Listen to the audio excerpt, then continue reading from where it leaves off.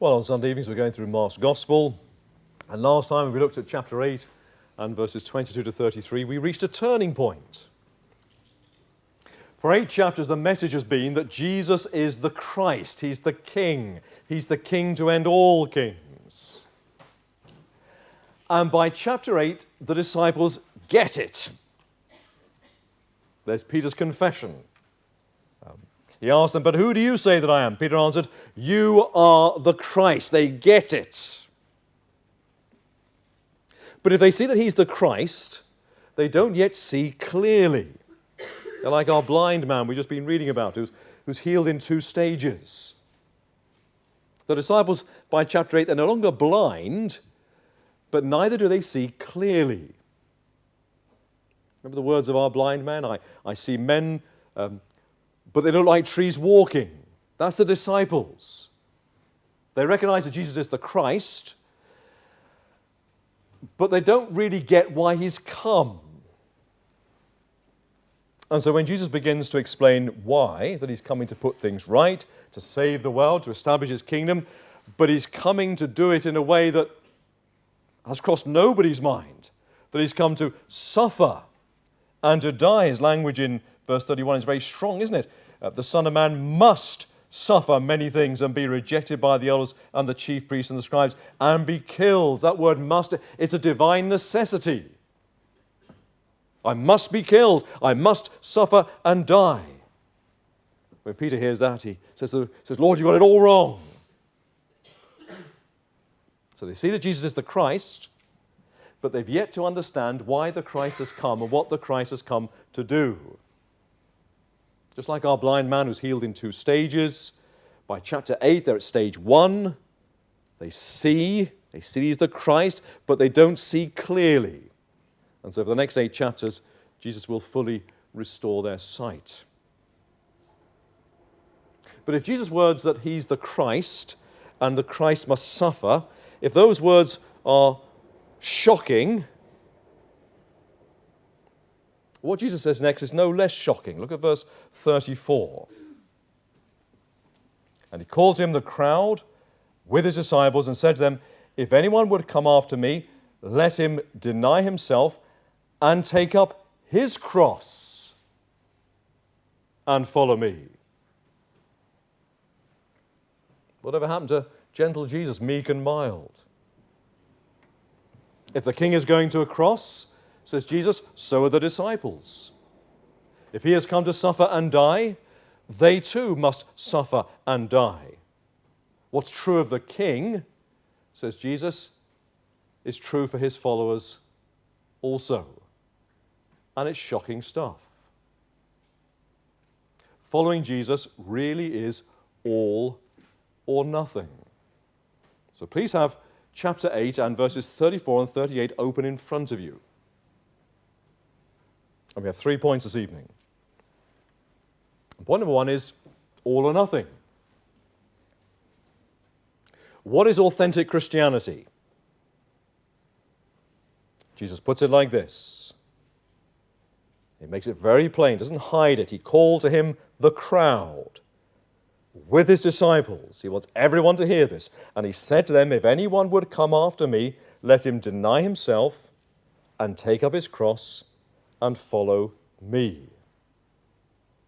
Now, what does Jesus mean? Well, says Jesus, if you would be my disciple, you must deny self. Now, it's not self-denial. It's not hair shirts and bachelor priests and giving up chocolate for Lent. It's the denial of self. So you knock on my door, I open the door, I say, "Oh, it's you. Go away. You're not wanted." What have I done to you? Well, I've denied you access.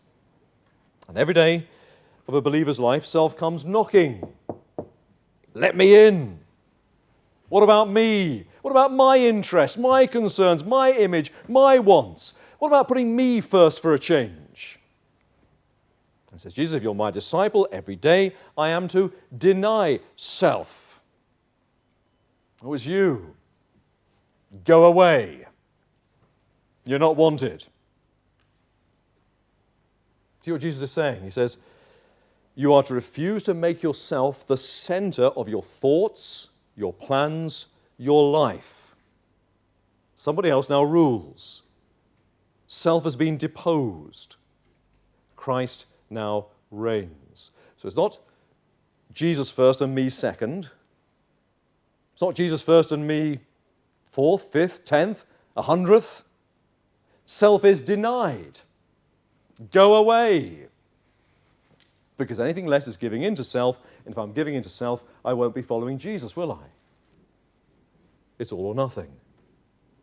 I am to deny self, says Jesus. At his conversion, the Apostle Paul put it like this. He said, Lord, what do you want me to do? As a mature believer, the same Paul puts it like this. He says, for me to live is Christ. But Jesus puts it even more emphatically. Verse 34, if anyone would come after me, let him deny himself and take up his cross. The disciple is not above his master. As Jesus took up his cross, so all who follow him must take up their cross. Now, what does Jesus mean? Well, what did it mean for those who were gathered round Jesus that day? It meant for them exactly what Jesus says. If anyone would come after me, let him deny self and take up his cross. He's saying to them, if you follow me, don't be surprised if they nail you to a cross. Don't be surprised if they treat you exactly as they treat me. And it's shocking stuff, isn't it? Followers of Jesus must expect to die for him.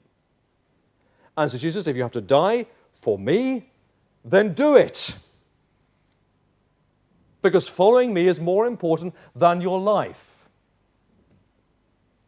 Following me is more important than life itself. It's all or nothing. And of course, of those disciples, and the 12 will gather around, let's put Judas on one side of the others, none of them died in their beds. They suffered, were rejected, they were put to death. And not just that Jesus' inner circle, but Christians in their millions. For 2 centuries in the Roman Empire, the official policy, what you do with the Christians, you put the Christians to death. When there was any tragedy or problem or difficulty, the cry would go up, Christians to the lions.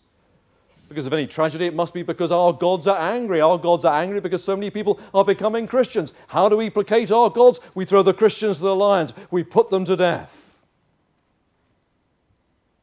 If ever you want to buff up your orthodoxy and show you're a good Roman, you're living in the provinces, well then, let's put to death those who say that Jesus is Lord, rather than Caesar is Lord. But dying is not just in the past, is it? It still goes on. Last Sunday morning we were thinking about in China during the communist revolution when they took over in 1949. In one province, Christians, when they came to them, they crucified them. They nailed them to the walls of their churches. And what of today? What of North Korea and Somalia and Syria, Iraq, Afghanistan, Saudi Arabia, Pakistan, Iran, the Yemen, Nigeria? The list goes on. Where men, women, boys and girls will die, and die today, die in 2014, and die in their thousands for being followers of Jesus Christ. So you've got to be careful, don't suddenly jump in and spiritualize everything. For followers of Jesus, it means exactly what it says. For some it will mean death. But you will love me more than you love your life, says Jesus. It's all or nothing. What about us? How am I to take up my cross? Well, I don't just deny self. I am to die to self. What's a cross for? It's for putting people to death. So says Jesus, put self to death. Lose your life. Forfeit control. Take that one-way journey to a place of execution. Because the claims of Christ upon you are total. Nothing less than self on the cross and Christ on the throne. It's all for Jesus. If you come to him, he is now the center of everything. I eat, drink, sleep, Christ. And if that means putting myself out, if that means rejection, humiliation, suffering, shame, if that means a cross, then so be it. Because Christ is more important than all those things. And those things are to be so many nothings compared to him. It's all or nothing. What do I get in return? Well, I get Jesus. Verse 34, if anyone would come after me, let him deny himself and take up his cross and follow me. If I followed someone, do you follow a team? Do you follow someone on Twitter? Do you follow Emmerdale? Think, well, I wouldn't miss an episode. Christians follow Jesus. In the home where the mask is off, follow me. At work, at college, where others are watching, follow me. In the community of the church, follow me. In my solitude, when no one is watching, follow me. And whatever it costs, and wherever it leads, says Jesus, follow me, follow me, follow me, until my thoughts become your thoughts, my words become your words, my life becomes your life, until, in the words of Paul, for me to live is Christ. It really is all or nothing. So point number 2. Isn't this all a bit harsh?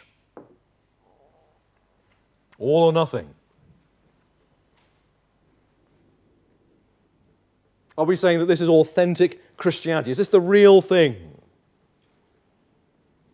Isn't there sort of something in between?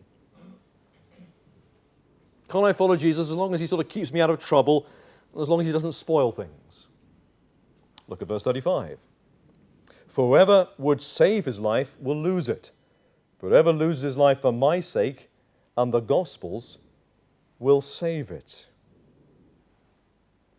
See what Jesus is saying? He said, if you don't see me as that important, if you would spare yourself the trouble, or maybe you're just too scared to follow me because of what it might cost, then says Jesus, in the end you'll lose everything. Okay, but can't I follow Jesus as long as I sort of can keep one hand on things? Keep the things that really matter to me. Well, look at verse 36. For what does it profit a man to gain the whole world and forfeit his life? If you don't see Jesus as the be-all and end-all, because actually you have got your hand on something, you are actually sort of looking past him to see what else is going on and other things I might have. If at the end of the day things are more important to you, the world around you is more important to you than the king, if maybe all this just sounds just too extreme, too fanatical, it's unreal, then again, says Jesus, you will lose everything.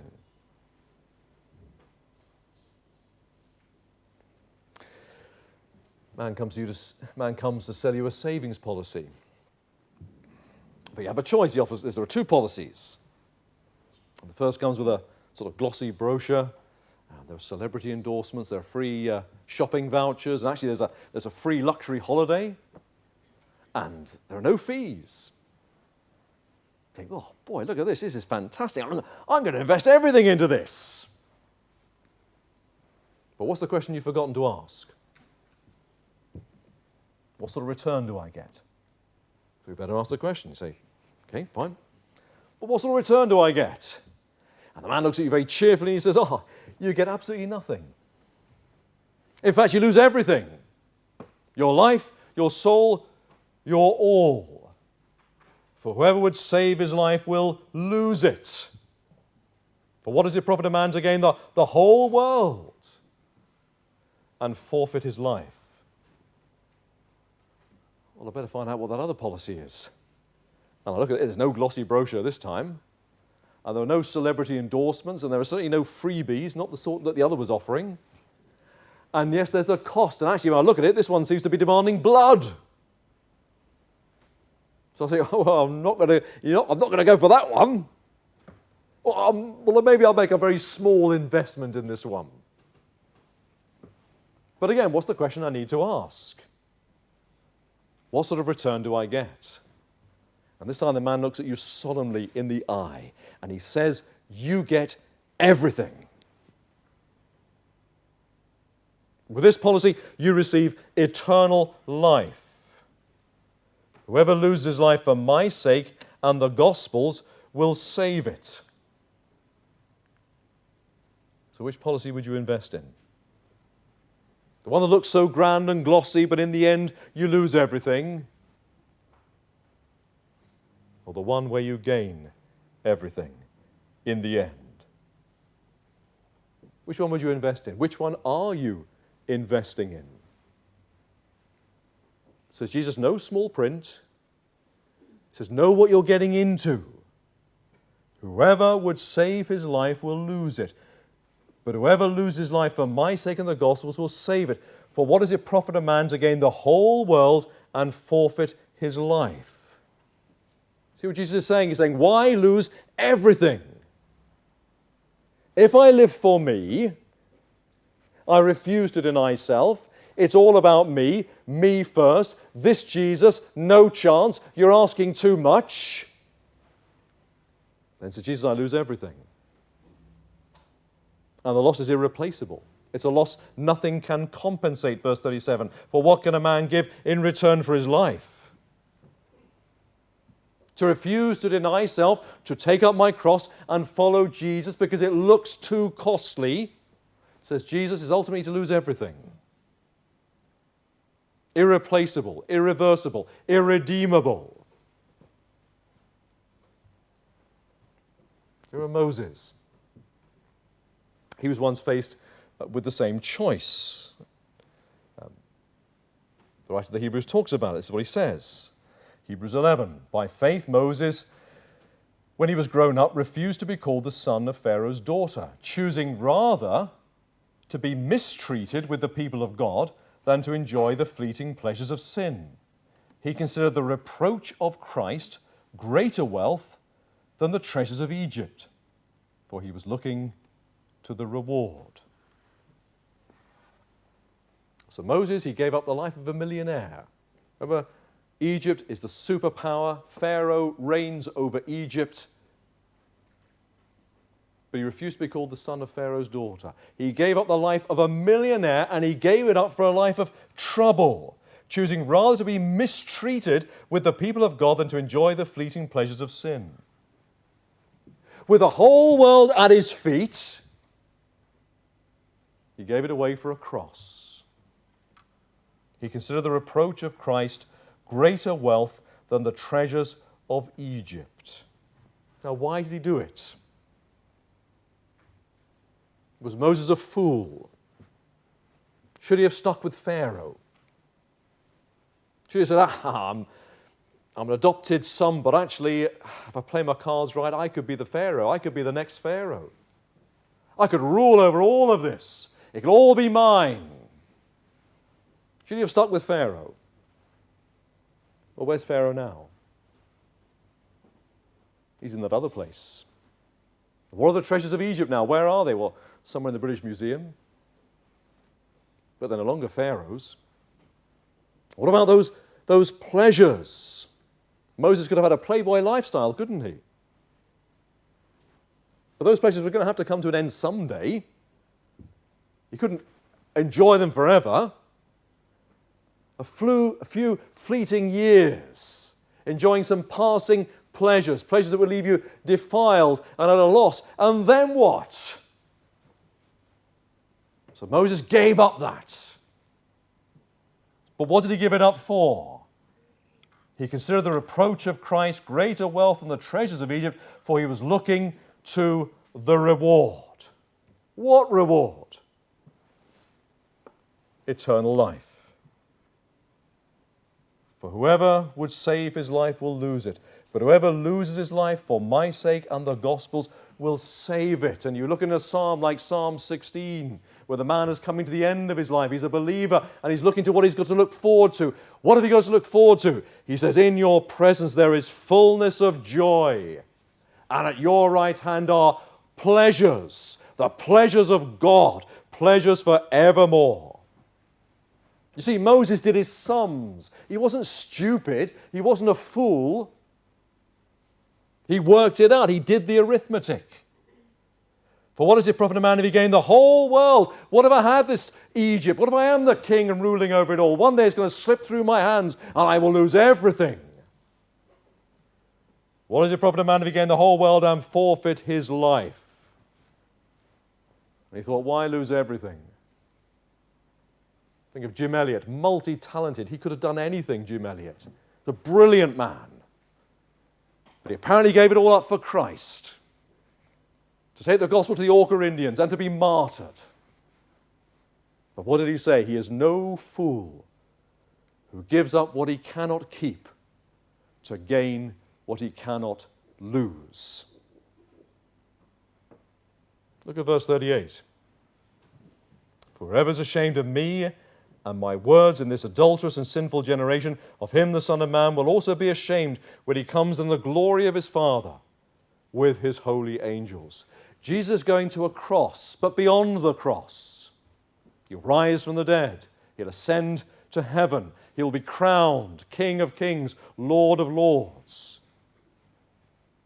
So all who follow him, they're going to find themselves out of step with this world. This world is a sinful and an adulterous generation. They'll find themselves out of step with this world. And therefore, if they're out of step with this world, they can expect to be treated as he was treated. But if they share his reproach, unashamed to belong to Jesus, then they will share his glory. The cross leads to the crown. But says Jesus, to be ashamed of me now. To say that Jesus, the true King, he asked too much. He's going to spoil my life. He's going to get in the way. He's going to get in the way of what I want, and therefore to back away. Well, you might live till you're 80. You might do very well for yourself. You won't get the whole world, but you might do well for yourself. And you might have a beautiful death. It was just the way you wanted. But then what? You lose everything. And you're ushered into the presence of God unprepared. And because you've made your home with this sinful and adulterous generation, there's no way you can prove your innocence. And he will cast you into hell. Having been ashamed of him, says Jesus, I will be ashamed of you. Depart from me. And you'll be banished into the outer darkness. For whoever is ashamed of me and my words in this adulterous and sinful generation, of him the Son of Man will be ashamed when he comes in the glory of his Father with his holy angels. My friend, do you think Jesus is serious? Now, we can read this, can't we? And we say, oh, fair enough. Do you think he's actually serious? Do you think he really means this? And we were looking at a handsome clock, and it's very reasonably priced. So we asked, is it authentic? Is it the real thing? And we were told, no, it's a reproduction. It's much cheaper, and it looks almost like the real thing. But it's not the real thing. So my friend, if you're looking for sort of a less costly Christianity, a sort of Christianity light, for those who aren't quite so keen, a Christ who lets you keep a hand on what you want, and lets you do the things the way that you like them to be. Well, if you find it, remember, it's not the real thing. Says Jesus, it's all or nothing. Which brings us to our final point. Is Jesus' demand really so harsh? Verse 34 again. Called to him the crowd with his disciples. He said to them, if anyone would come after me, let him deny himself and take up his cross and follow me. So Jesus, if you want me, you've got to die to self. How bad is that really? Do you like yourself? What if everyone in the world was you? Okay, it's a thought for a moment, isn't it? You know, you turn around, everyone's me. Everyone's you. What sort of world would it be? If everyone was you, would you like to live in a world where everyone is you? It's not just that everyone's music would be too loud, but everyone, if they were you, would be doing what they want, wouldn't they? Everyone would be saying me first. So think of the competition, think of the rivalries, think of the jealousies. And everyone's chasing the same dream because they're chasing your dream. And everyone feels they deserve better. And all those little lies told to make you look good, but of course everyone's telling those little lies to make themselves look good because everyone's you. So you couldn't trust anybody. I can't trust myself because I know what I'm really like. Louis Armstrong sang, "What a wonderful world." But if everyone was me, I think I'd like to get off. Unless, of course, you think you are wonderful, which might make things even worse. Do you like yourself? Be honest, do you really like yourself? When you get stressed because your plans don't work out? When you get angry because things just aren't the way you like it, and there's always someone who's going around and spoiling things, isn't there? There's always somebody, there's always some idiot somewhere who gets in the way and spoils things, and you try to make yourself the center of the universe, but then, big shock, you find out the universe doesn't revolve around you. So what do? You go around being grumpy all day. Why are we grumpy? It's because the universe doesn't revolve around me. Things aren't the way I like them to be. So I go around with a big look on my face and I'm a grump. And sometimes when things don't work out my way, I just can't cope. Do you like yourself? When you feel small and fears are big, when you feel vulnerable and insecure, and I need people to tell me that they love me, but then that thought comes into my head, but what if they don't really love me? So of course I start doing things to make people like me, because I want to be loved, I want to be liked, and then I find, well, I'm being then controlled by people's expectations because I want them to like me, so I'm doing what I think that they will like, but it's not really me who's doing it. And far from feeling free, I feel I'm being controlled. Do you like yourself? Do you like yourself when you feel alone and lonely and you feel empty and sad and you're thirsty and you've got a big hole inside you and you don't know what to fill it with and everything around you is boring and I don't want to know about that, but I want something, but I can't find what that something is. And I aim to be happy, and most of the time I'm not happy. Do you like yourself? Do you like yourself when you feel rubbish inside? Because deep down inside you know you are rubbish. What if people find out what I'm really like and reject me? And what about the things I've done that I regret and I have remorse and I've got that personal history? And always that sense of trying to prove myself, to prove that I'm witty and wise and wonderful and clever and good at this and expert at that. Because deep down inside, I know I'm not those things. And actually, if you got to know me, you'd really be disappointed in me. Do you like yourself? When I feel life is a waste of time. 10 years ago, Robin Cook died. He was only 59. He aimed high. Not quite the whole world, but he aimed high. He became Foreign Secretary. And he said, not bad for the son of a chemistry teacher. But in no time at all, it was all over. Dead at 59. What was all that about? What does it profit a man if he gains the whole world and forfeit his life? Be honest, do you like yourself? Living for self is miserable. All the smallness and the pettiness and the rivalries and the anger and the tears and the fears and the insecurities and the desperate need for love and approval, because I want to be loved, and the emptiness and the feeling that I'm rubbish because actually deep down inside I know I am rubbish. And then to live for who knows what, and at the end of it then to die. I think, well, what was all that about? What was the point of that? And before the week's out, I'll be yesterday's news. It seems that dying to self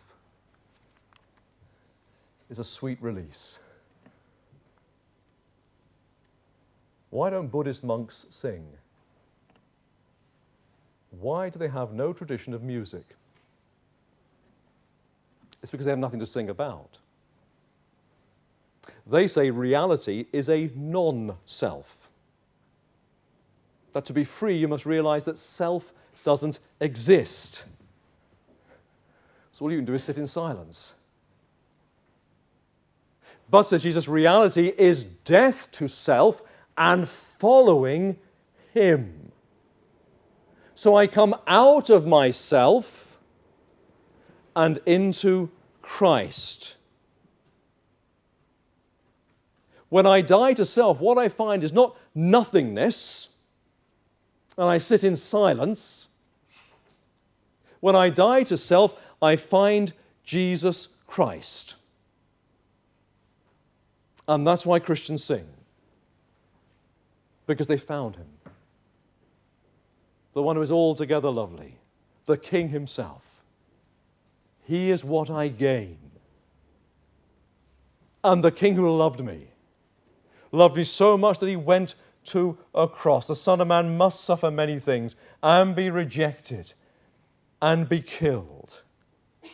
He goes to a cross where the sins of all who come to Him are put to His account, so that when God comes to punish the guilty, Jesus takes the blame.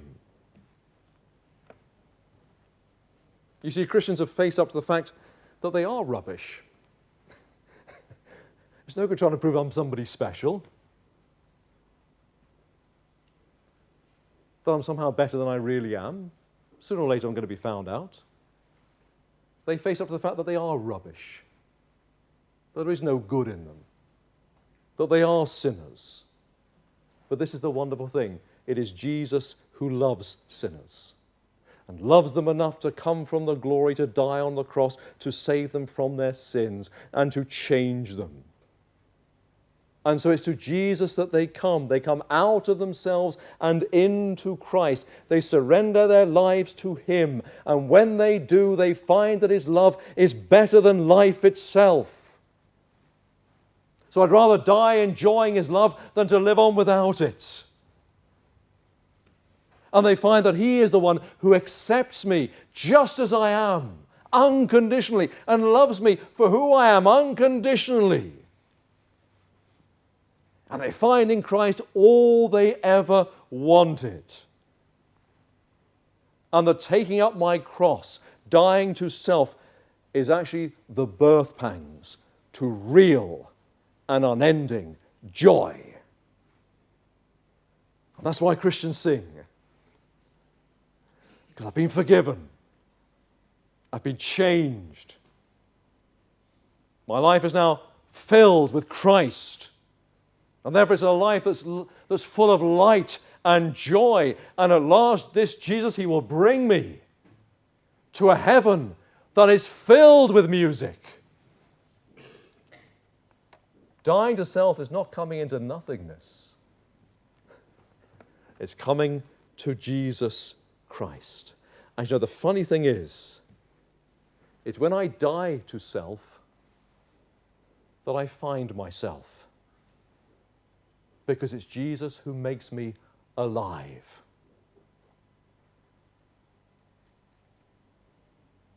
Whoever would save his life will lose it.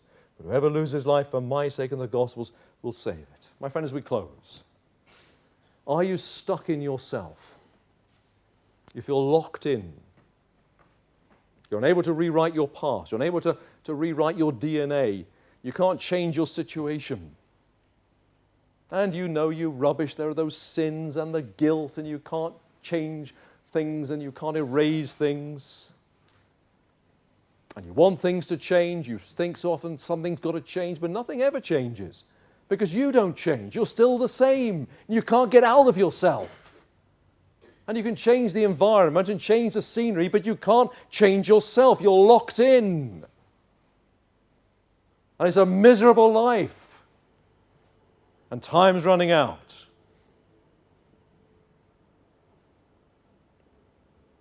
Then come to Jesus Christ. Come just as you are. Lord, you went to a cross and you died to save condemned sinners. Well, that's who I am. So, Lord, save me. Lose your life to Jesus, and you will save your life. The sweet release of dying to self. Let's sing a hymn.